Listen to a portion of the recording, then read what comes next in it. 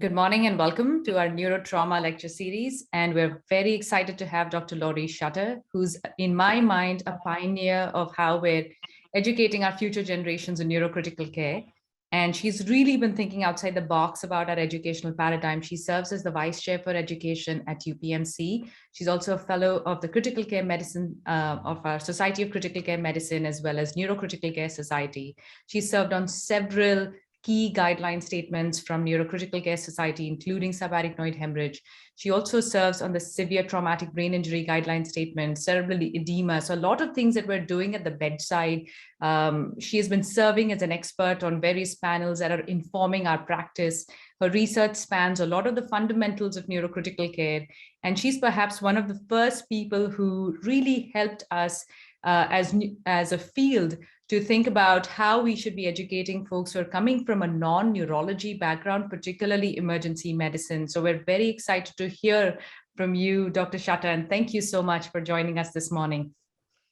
Well, thank you for the invitation. I greatly appreciate this, and it's an honor. And Neha, you can definitely teach me a lot more about the world of virtual education and how to move that forward. So we'll have to talk more. I'm going to go ahead and share my screen, and we're going to try to get through a lot of information.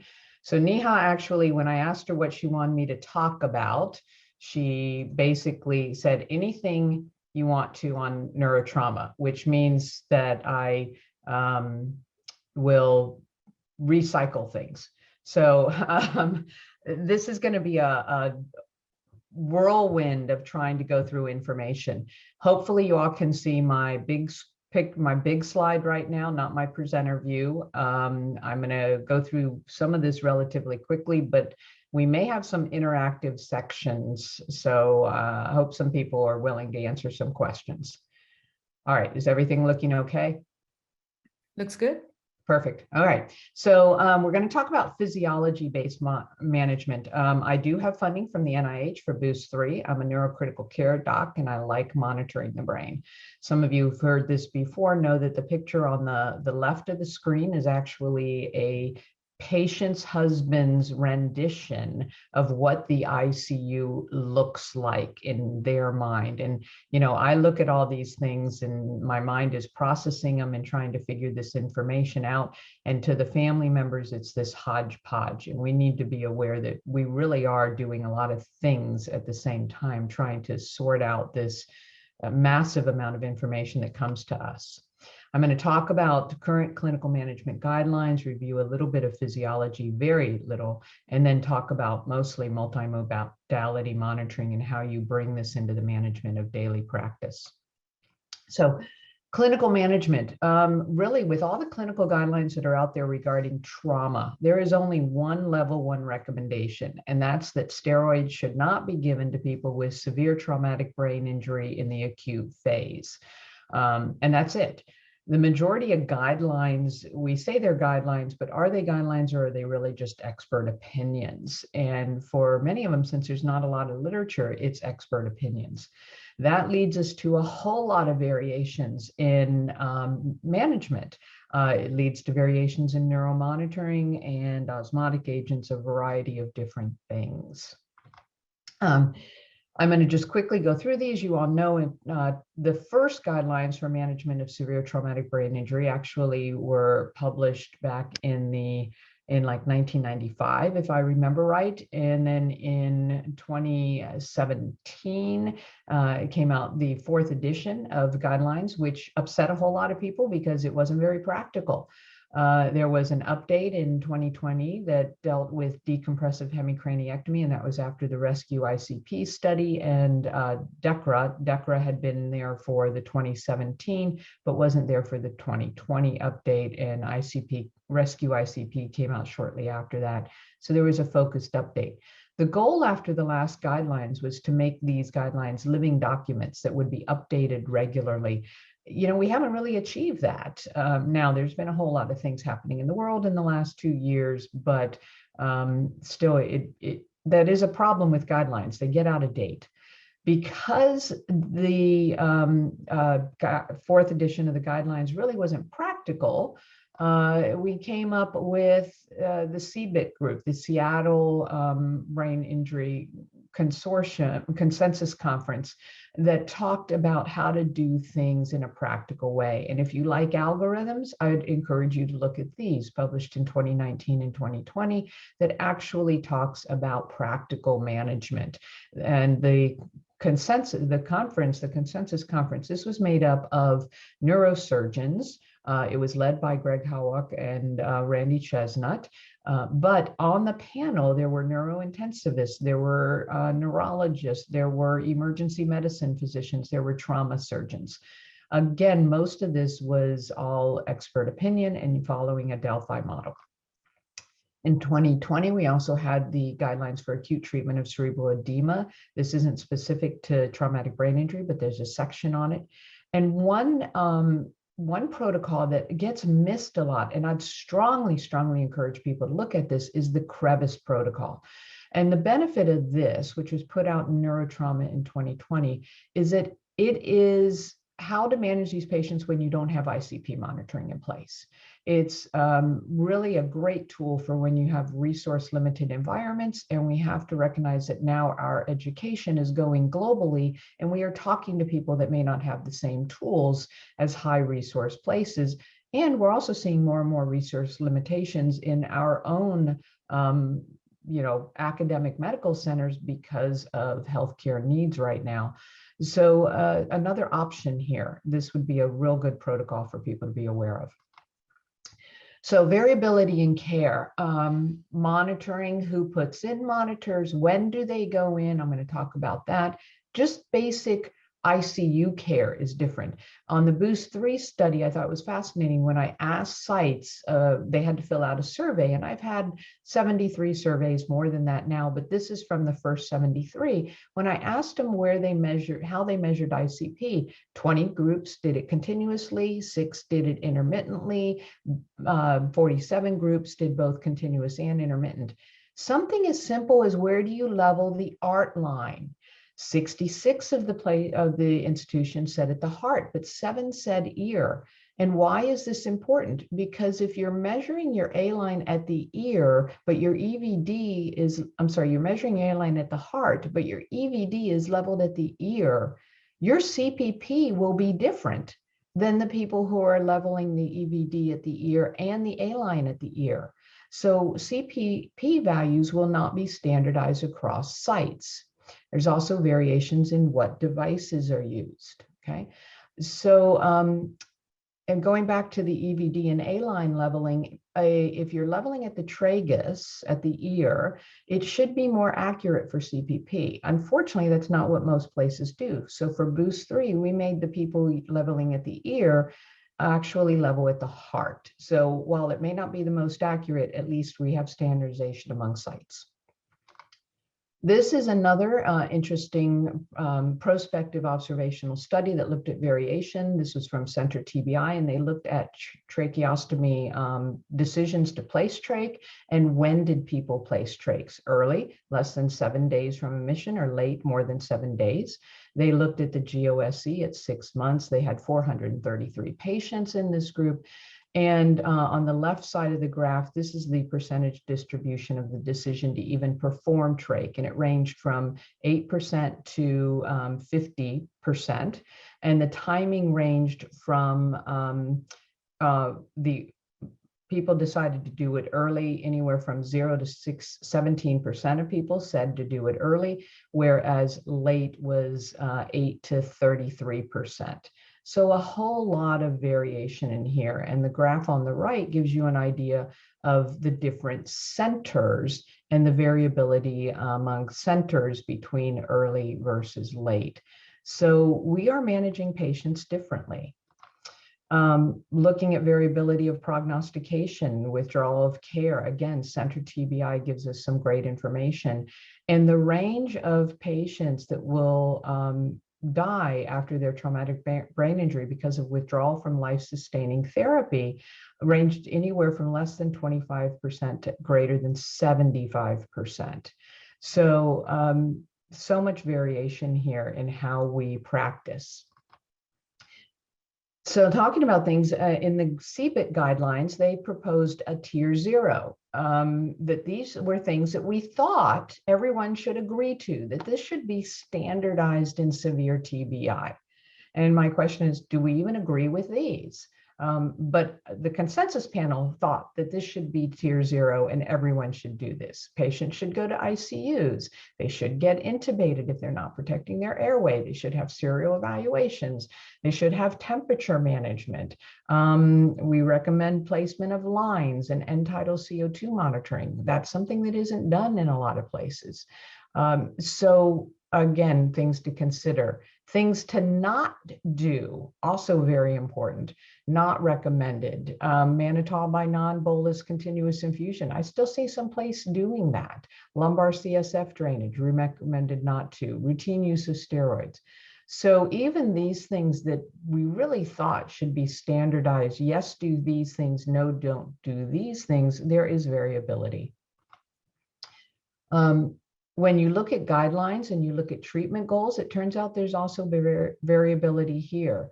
The Brain Trauma Foundation guidelines and the American College of Surgeons both put out guidelines around the same time, 2015 and 2017, but their recommendations for goals of treatment actually vary between the two groups. If you look at them, TQIP is the table that I have up for you there. The guidelines don't have it in a nice table form, but it's available for you, but there is variation to that as well. When you look at ENLS, you have a different set of guidelines, right? This is what we use and we educate people on. These are listed. When Boost 3 was created, this was the guidelines. So let's summarize all of these for you. If you look at all of those guidelines, these are the ranges that are there. Saturations ranging from 90 to 95%. There are a few that all the guidelines seem to agree on. Keep the PaO2 over 100%. But there was a range, and the range should be 80 to 20. Most people agreed on that. Most people agreed on the CPP being greater than or equal to 60. But even something as simple as ICP, there's variability in the guidelines from 20 to 25%. So just something to be aware of. When we talk about the physiology of TBI, we can't undo the primary injury. That is irreversible. Our whole focus tends to be on the secondary injury. It's a complex process. Components that are involved are cerebral blood flow, oxygen delivery, supplying glucose, other injury substrates. Balancing those components really varies based on the injury, the patient, and what time it is after the injury. And we are beginning to recognize that ICP and CPP is not sufficient. And that's where we bring in multi-modality monitoring.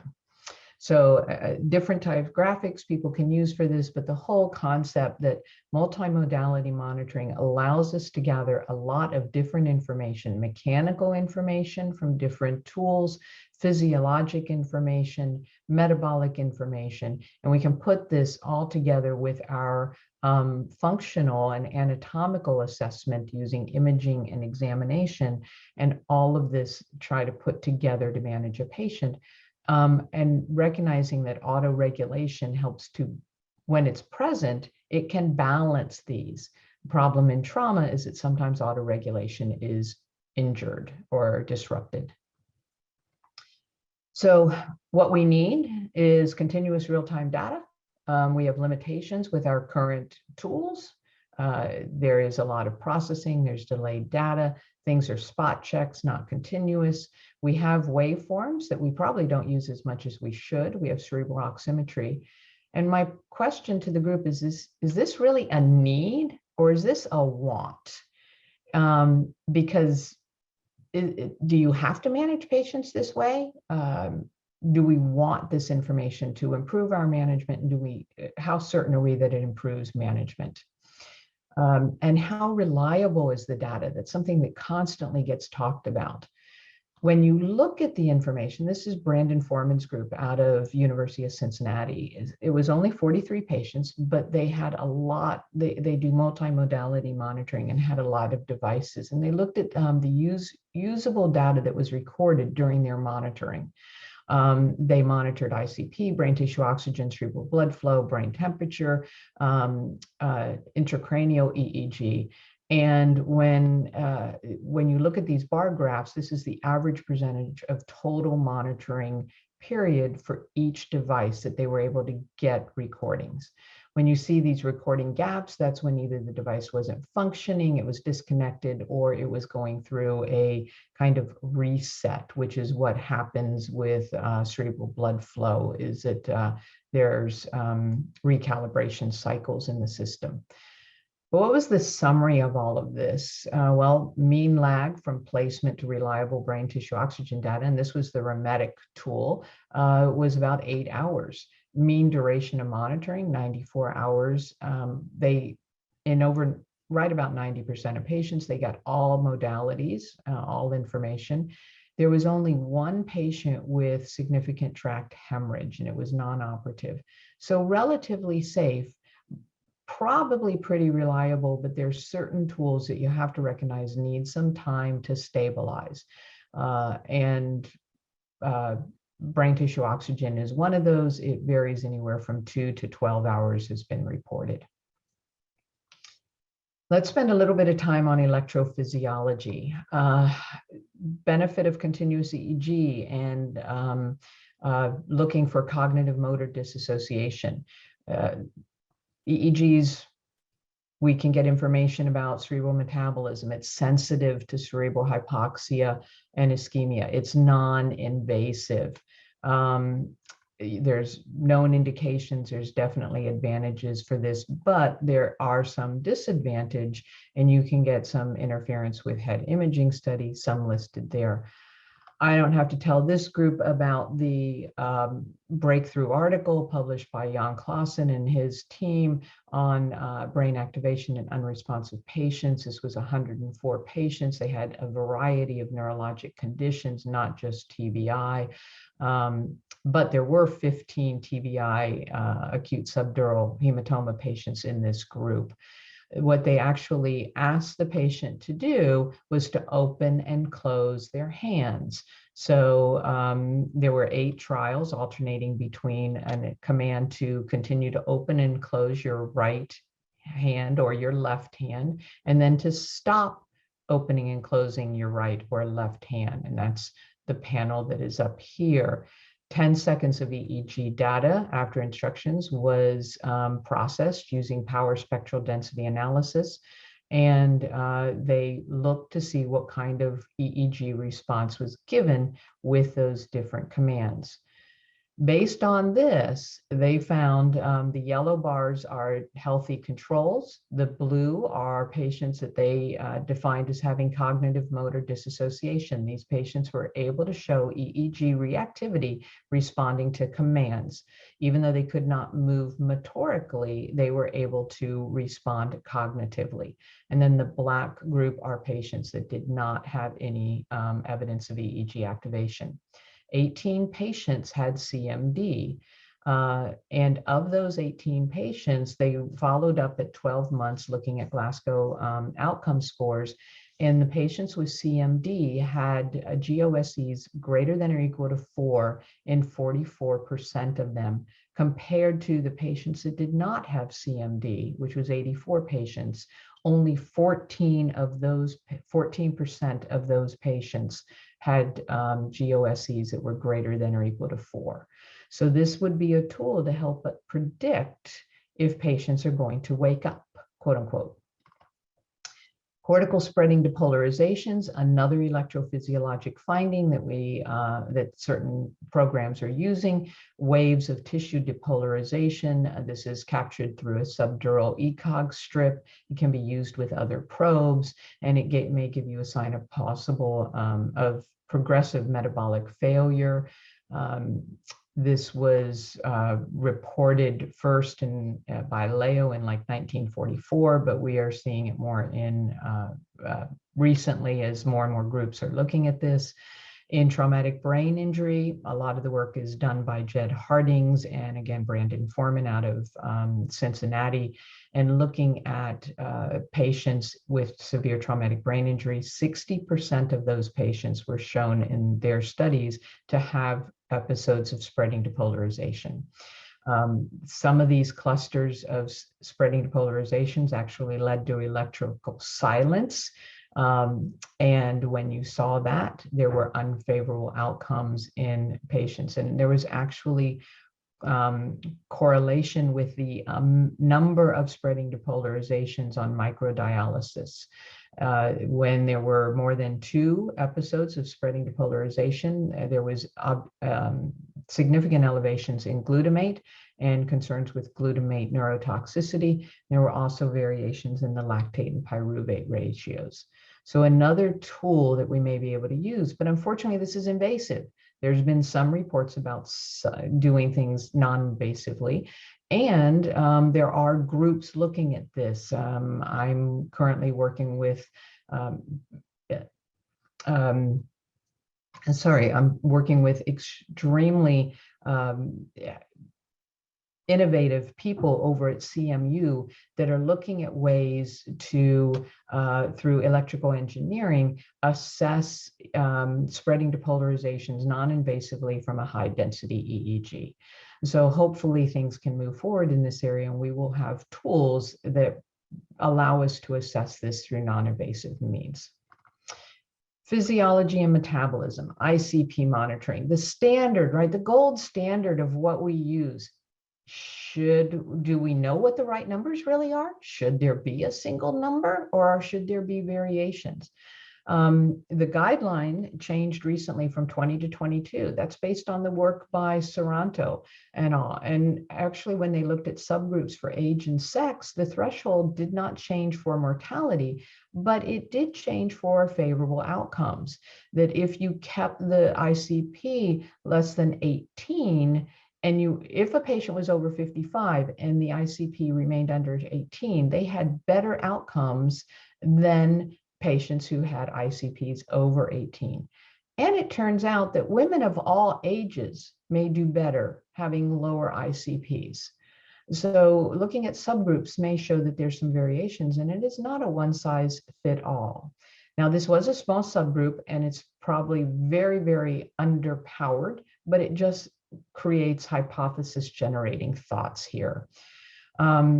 ICP may have a range, and it may respond, or maybe the range may be dependent on whether you have autoregulation or not. Okay, so Chambers et al. Has shown this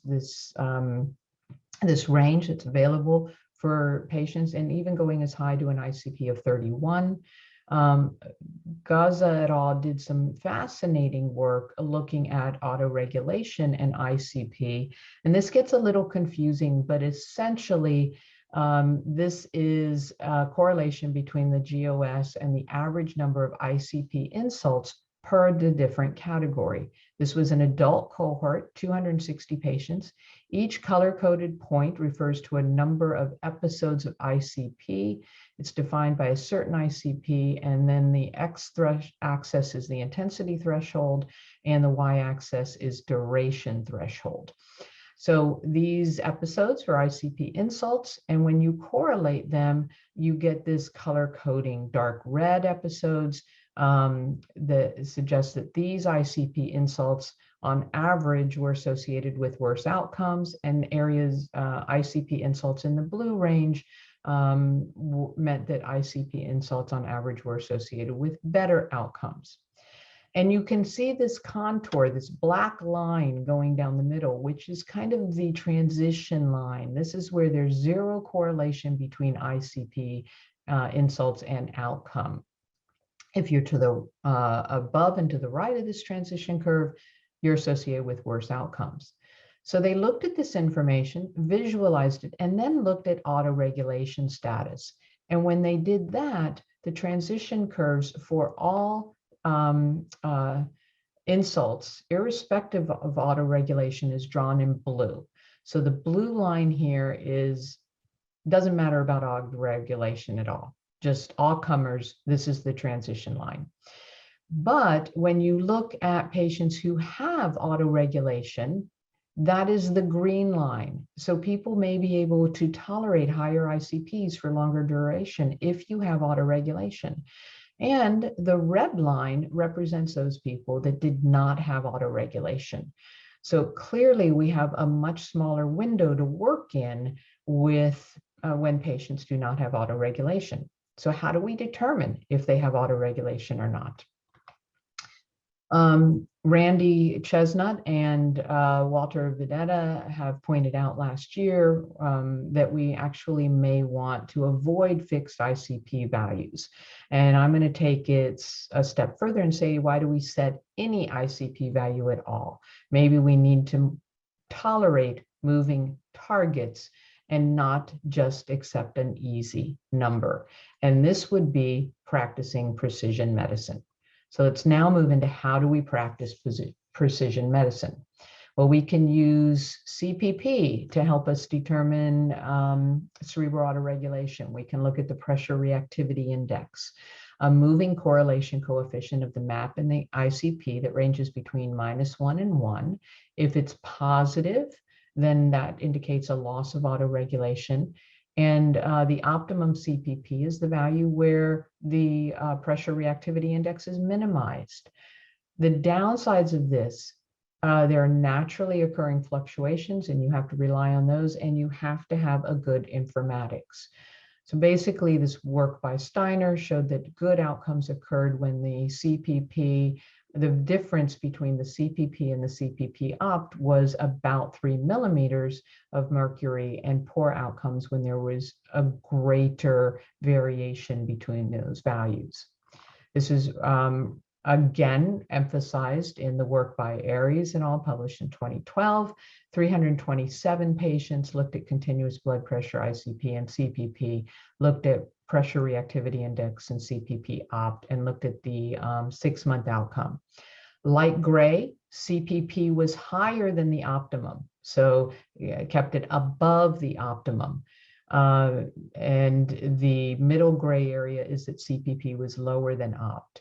The best outcome was actually seen in the patients where the CPP and the CPP opt were kept relatively close together.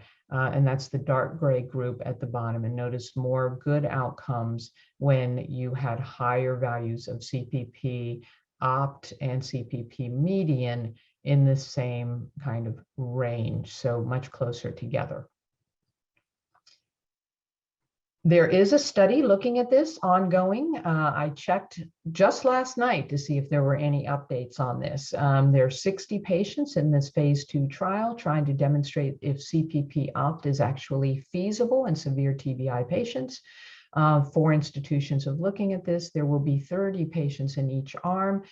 They started collecting data in February of 2018, and the results are were expected in 2021, but we're getting near the end of 2021, so I'm not sure when we'll see anything. Hopefully early next year. I'm sure there's been some delays, but we will hopefully have an answer, at least some feasibility ideas, and to determine if we can go on to a phase 3 trial in this. So now I'm going to go into my favorite topic, and that'll be the last half of the talk. So goals of resuscitation. I had a trauma surgeon tell me this once. The whole purpose of resuscitation is to provide adequate oxygen delivery to organs. Well, in my mind, the most important organ is the brain. And so let's avoid hypoperfusion, let's minimize end organ injury, and let's provide adequate oxygen delivery to the brain. Can we determine that? Is there a way to assess that? Well, yeah, we have brain tissue oxygen monitoring. It's been FDA approved for years now. We have 2 different types of devices that can do this. Unfortunately, there's still no class 1 data that shows that it improves outcomes. And that means it has variable use in neuro ICUs. What does it represent? There was periods of time that people actually talk about this. And this study by Guy Rosenthal and all out at San Francisco was elegant in that they only had 14 patients, but they measured a lot of data. They performed brain tissue oxygen monitoring and cerebral blood flow monitoring with using different physiologic challenges to see how these values responded to changes in MAP, CO2, and FiO2. They wanted to see what was the best association. And it turned out that brain tissue oxygen seemed to associate best as actually with the product of the cerebral blood flow and the arterial venous oxygen tension difference. So really impaired oxygen extraction may be due to some increased gradients need for oxygen diffusion in an injured brain, and that this is telling us about accumulated oxygen in the brain. PaO2 is also a determinant of this, so lung function will impact on it, and hemoglobin can affect the values, so because of the oxygen carrying capacity. Does this impact on outcome? This is from the Penn group and looked at 70 severe traumatic brain injury patients compared to historical controls of 53 patients. They had over 12,000 hours of monitoring continuous ICP and over 6,800 hours of continuous brain tissue oxygen monitoring. The mortality rate was significantly lower in the patients who had brain tissue oxygen directed care at 26% compared to those who received conventional ICP, CPP based therapy, which was a mortality rate of 45%.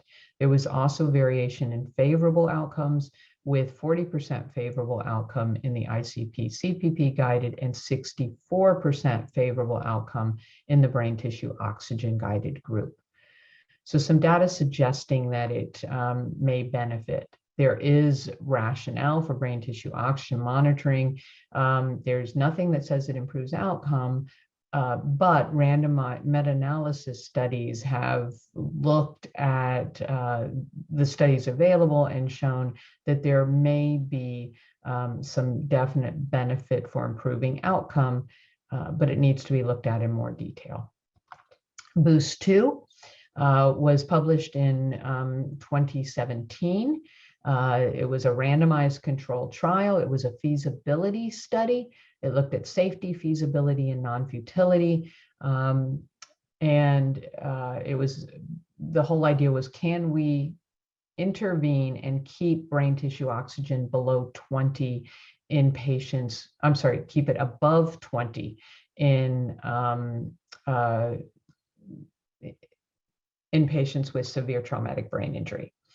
It turned out that the patients in the treatment arm had both lower proportion and an average amount of time with their brain tissue oxygen less than 20. So basically, we were able to keep the treatment arm patients at the goal level of brain tissue oxygen for longer time periods and at higher levels.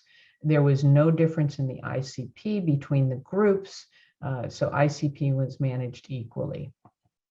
When we looked at safety issues, it was safe between the two groups with no variations.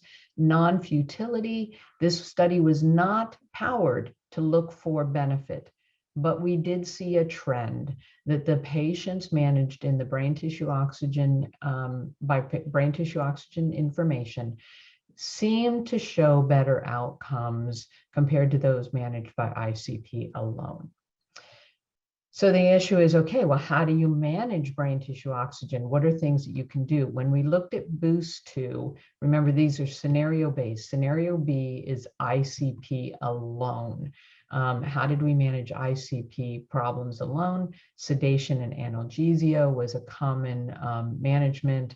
When people continued to have persistent problems, they started getting hyperosmotic therapies, hyperventilation, got imaging studies, and sometimes went to neuromuscular blockade. Scenario C only had 2 tiers. The treatments here tended to, unfortunately, revolve just around cranking up FiO2. And people argue, well, maybe you're causing harm that way.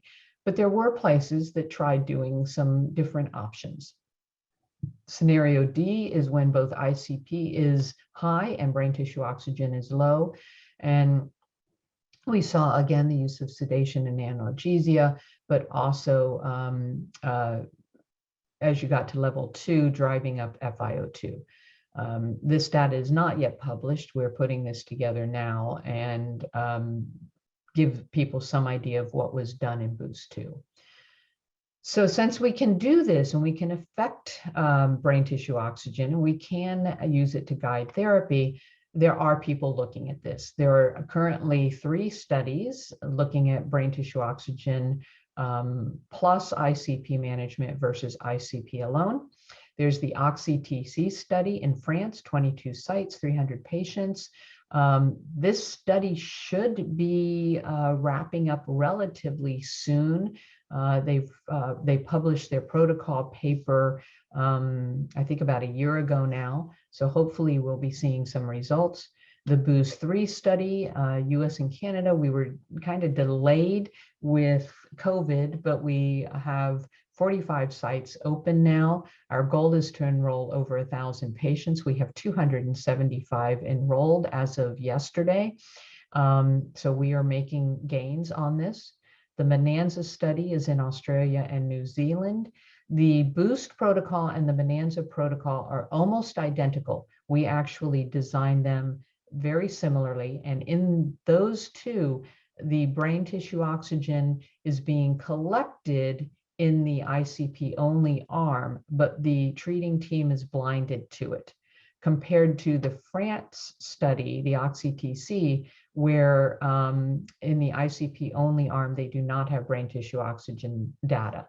So Bonanza and Boost will actually be able to show if there is if we are getting separation between the groups regarding brain tissue oxygen. So altogether, this will be international studies, more than 80 sites, and we will have over 2,000 patients. So hopefully we will have some interesting data. The Boost 3 protocol paper was just submitted this week for review and hopeful publication so people can actually see the protocol in the near future. All right, so I've talked about physiology. I've talked about trying to manage based on physiology, and I'm going to now give some insight in how I manage patients day to day at the bedside. And I do believe in these challenges. I believe in using the information I gather at bedside to guide my clinical care. It allows me, by doing these things, I can see what my brain tissue oxygen, how it responds to interventions. It gives me ideas of cerebral physiology, and I can adjust my day-to-day care based on how the patient responds. When you perform any challenge, and I'm going to go through them, you do nothing else while you're doing the challenge. You keep everything else, EVD drainage and other physiologic parameters, at a stable level. And I always go back to what the patient had been on prior to the challenge when I finish the study, unless the challenge tells me I need to do something different. On the FiO2 challenge, it gives you some idea if the probe is actually functioning. It gives me some idea about ventilator settings, and it gives me some input on lung physiology. Important aspect now with COVID.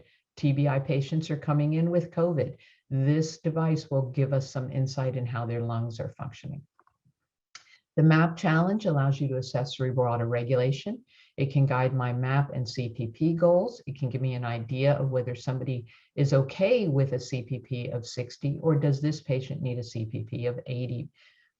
What will be driving them the best? CO2 challenges, where do I need to keep the CO2? Is this patient hyperemic? Do they need to be hyperventilated? Do they need to be hypoventilated? And give me insight on managing those values. How do you perform it? I'm going to not spend a whole lot of time. I'm happy to share these slides, but basically an FiO2 challenge is you crank up the FiO2 to 100% for 20 minutes or until brain tissue oxygen increases by 5. If the challenge fails, you can repeat it. The data you collect is there, and then you return the FiO2 back down to below 100 once you finish the challenge. The MAP challenge, I have pressors at bedside, and I increase the MAP by 10 millimeters mercury for about 20 minutes.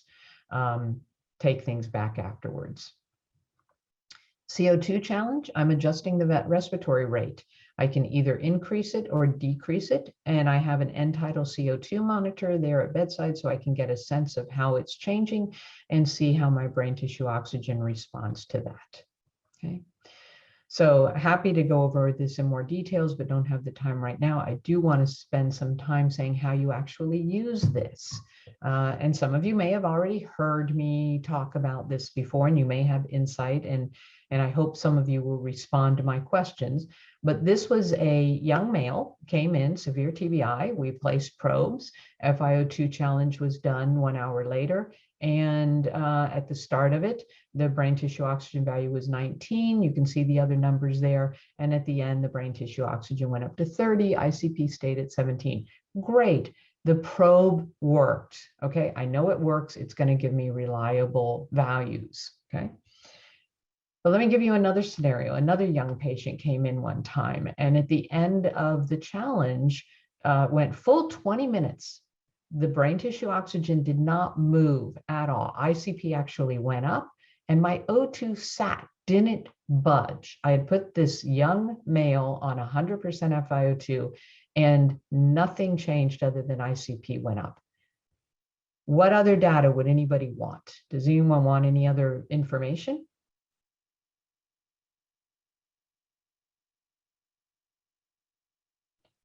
And it's hard, I know, in virtual to talk about this. This is why I miss in-person teaching, but I got an ABG with this. My PaO2 was only 75. That is not normal in a young, healthy male. Why is his PaO2 only 75? This person had been a traumatic injury, had been a motor vehicle collision. So I got a chest X-ray on this patient to see what was going on. This is the chest X-ray, and I hope everybody can see that this patient has now a massive pneumothorax. When they had come in, it was a small pneumothorax, and we had planned serial chest X-rays, but we weren't going to do one right away. SATs had been okay at 94%. Oxygenation was doing, we thought, fine. He was having no problems on the ventilators, but when I did my challenge, it allowed me to see that something was going on. I got an earlier chest X-ray, saw this pneumothorax, put in a chest tube quickly, and the lung reinflated, and the brain tissue oxygen rapidly corrected and started getting to levels of 30, 35. So this allowed me to easily identify a physiologic problem in the lung that was impacting on the brain, and the two are connected. So let's go through a few other type challenges and look at things and think through this based on physiology. Severe TBI patient, day 3. All of these are based on cases. There are composite of cases, but we'll present them. This is what a MAP challenge is supposed to look like. You go up, this was my FiO2 challenge first. It worked, the probe is working. Now I do a MAP challenge, and I clearly drove up my MAP to 85. My CPP went up. My ICP did not move, but my brain tissue oxygen went up. The MAP probe worked. I drove up the MAP. Cerebral blood flow really did not change. So ICP stayed stable, which means that this patient probably has some intact autoregulation. And this patient might benefit from a higher CPP to help oxygenate their brain, okay? But maybe I get this result. I drive up my MAP. My CPP doesn't go up that much. ICP goes up a significant amount, and my brain tissue oxygen does not really move. I increase cerebral blood flow. Brain tissue oxygen didn't like that. ICP increase.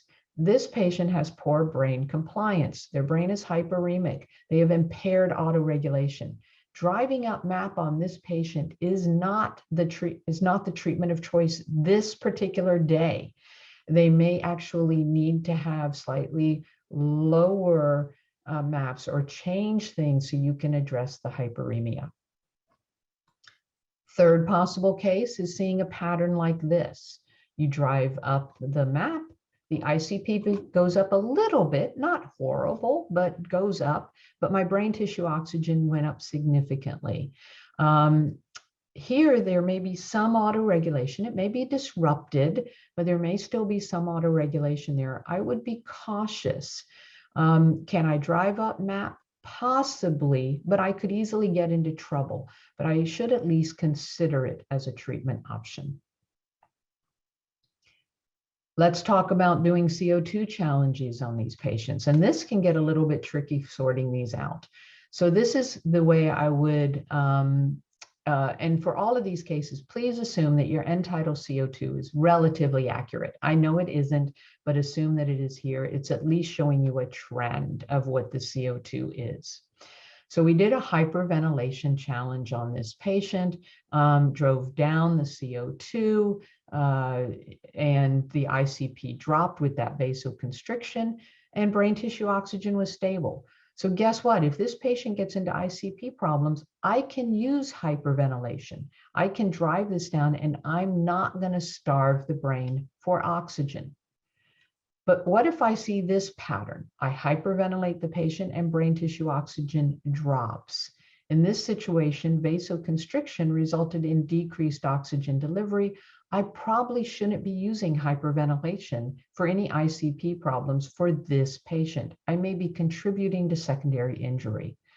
So I'm not going to want to hyperventilate this patient when they have ICP problems. I'll use other things. Maybe I'll go to osmotic therapy faster. Okay.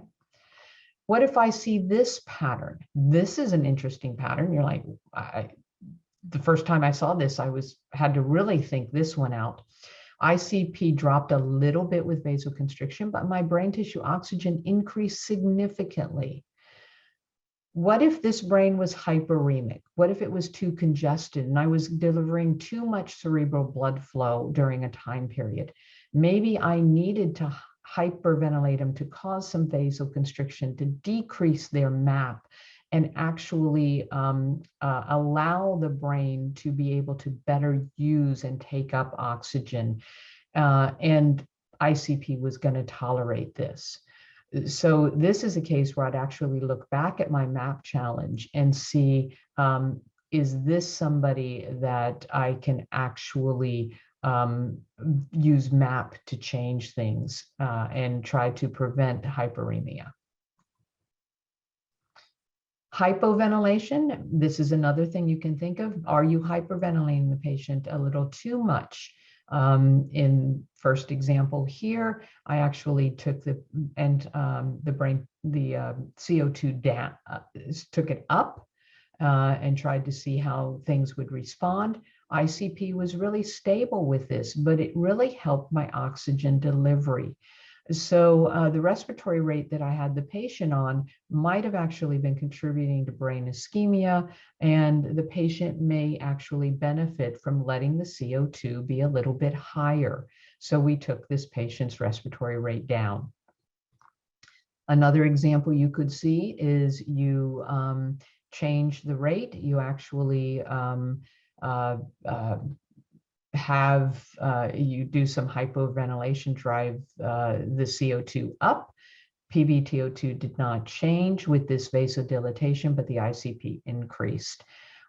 This is a poorly compliant brain. This patient needs to stay with some mild hyperventilation. I don't want to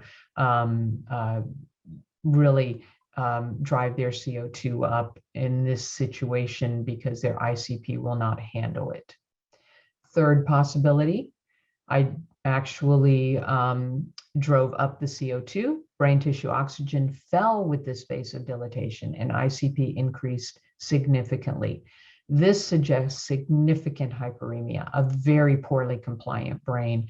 This patient may actually benefit from moderate hyperventilation. Drive your CO2 down for a period of time to try to address some local cerebral edema.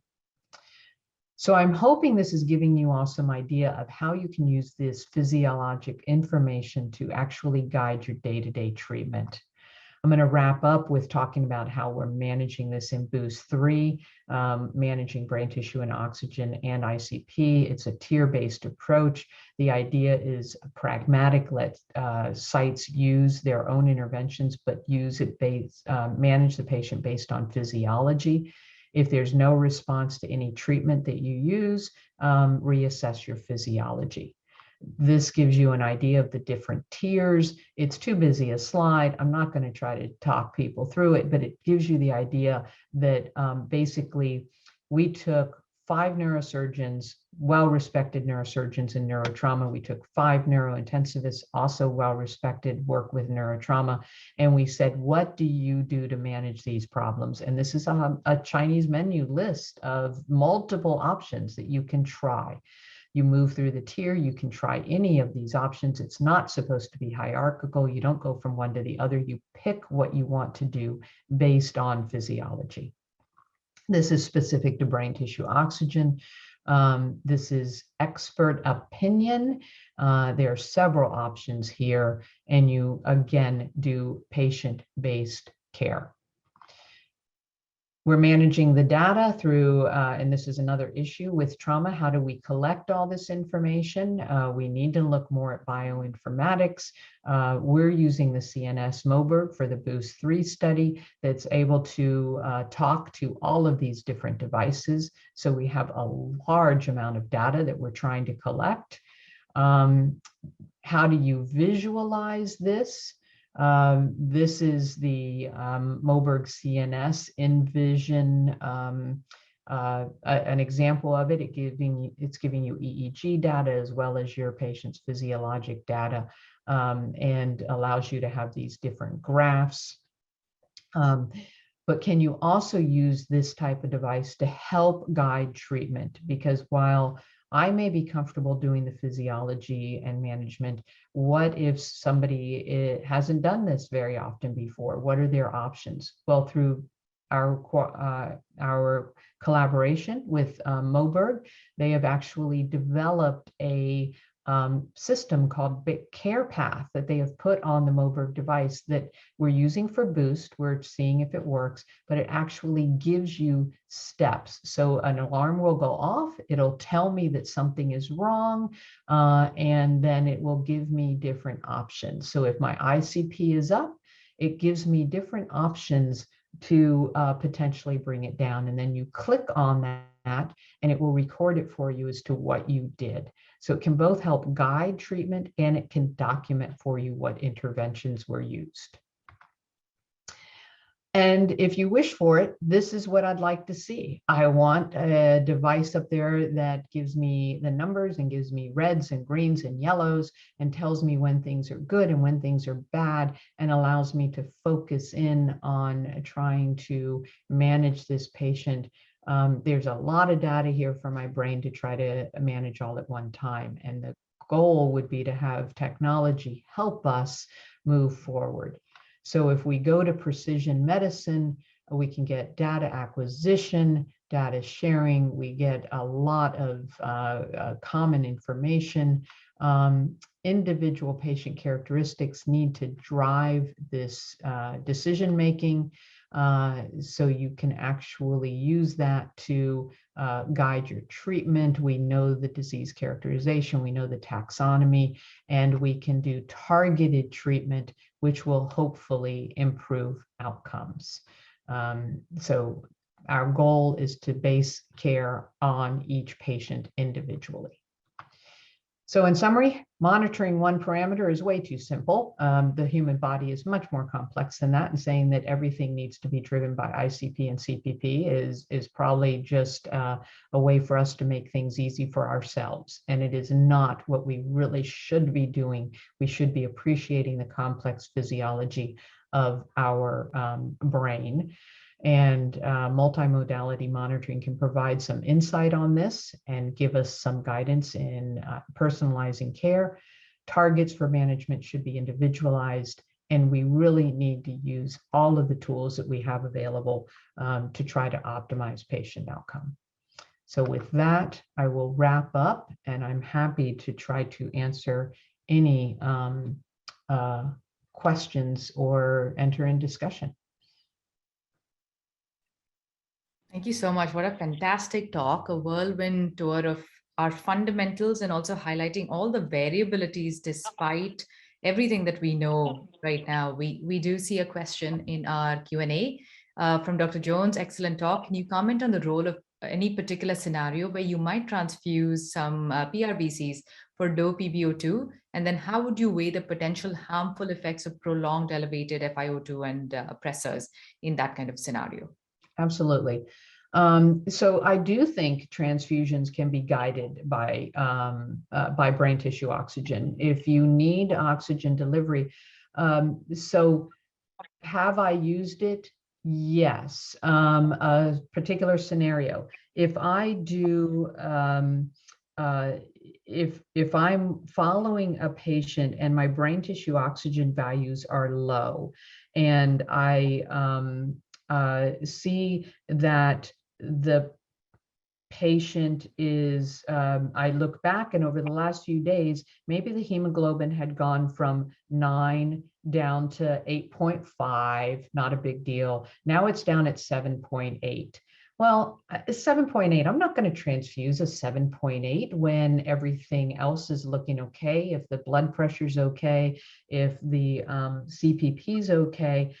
I've been taught not to do that in the ICU, but if my brain tissue oxygen during that time also fell, then maybe it would be time to look at that. And it would be an option I would consider. I would only give 1 unit of blood, and I would see if the brain tissue oxygen came up. If it responds, then this is telling me that maybe this patient's hemoglobin threshold is 8. And if I fall below 8 for this patient, I'm interfering with oxygen delivery.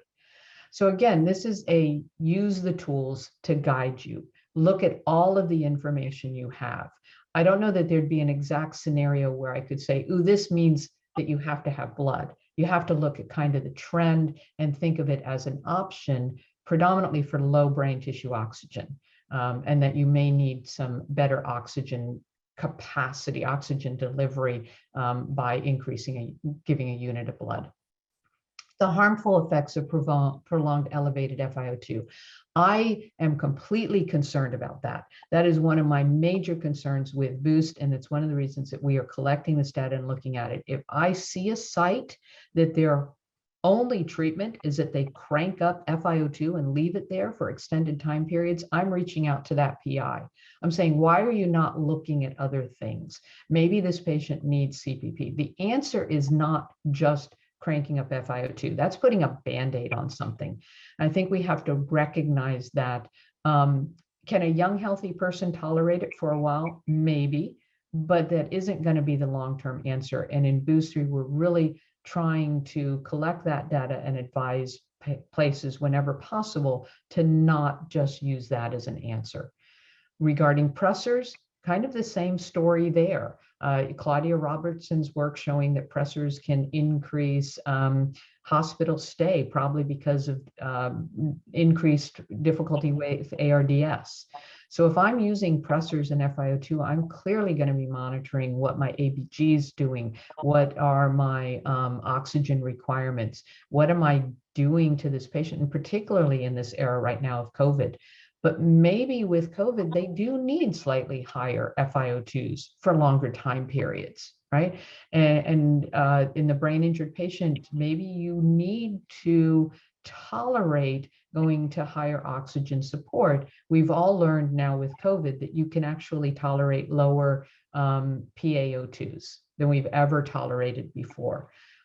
Great, but an injured brain might not be able to tolerate a lower PaO2. And maybe we do need to drive this patient's up. Doesn't mean I drive up everybody's. It means I drive up this particular patient's. So again, it's balancing things. It's looking for harm, being aware that you can do harm with these interventions, and trying to back off whenever you possibly can. Okay. Great, thank you.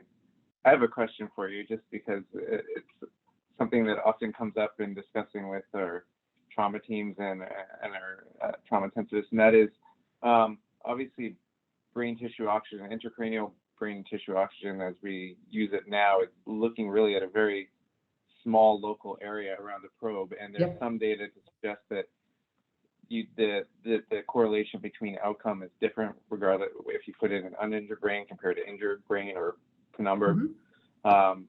what are your thoughts on that? And yeah. Yeah. Yes, would I love to have some kind of cap that I can put on and I can get the oxygen throughout the entire brain. In talking, and if you look at the Cpic algorithm for brain tissue oxygen monitoring, people have suggested, and I'm sorry, I'm going to turn my phone down because another conference is starting and everybody is calling into that and it's beeping like crazy. People have, most of the people I talk to say, if you put it in injured brain and you want to try to put it by the contusion and in the pericontusional area and optimize that. The problem is contusional areas expand. And you may have it in the perfect area on day 2, but by day 3, with the hyperemia, with the changes, with the expansion, blossoming of the contusion, now it is no longer in a good area. And in fact, you're getting garbage data because it's in a contusion. So for that reason, most people are saying, let's put it in the least injured area. Let's optimize the healthy brain. Let's make sure that the brain that is less injured is being taken care of. So that's where we tend to place it, is in the less injured brain. And it doesn't matter if it's left or right hemisphere, okay? Because this is a small probe, the risk of causing hematoma and damage from it is low when you have expertise in putting these devices in.